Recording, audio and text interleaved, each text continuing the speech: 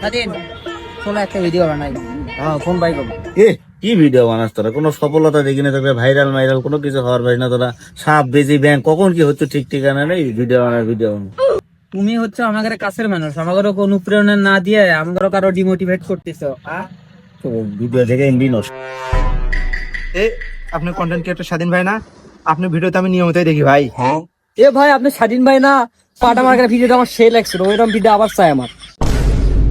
দেখ দেখছো ভাইরাল লোক ভিডিও বানাবার করছে, তুই নিজের লোক হয় তুই আমার করছু যে ভিডিও করে কি করছিস, এটা করছু ওটা করছু। তুই তো আমার ভিডিও দেখিস না রে।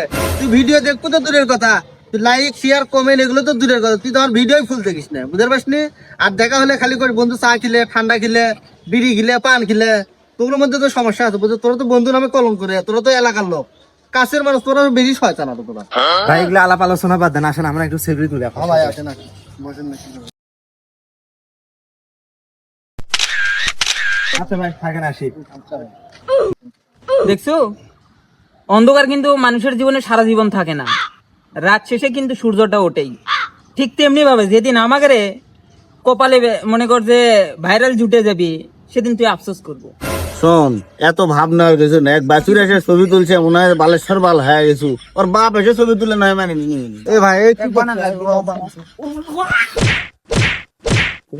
কি আল্লাহ লোক চালাবের না কি বাড্ডা খেলাম গো।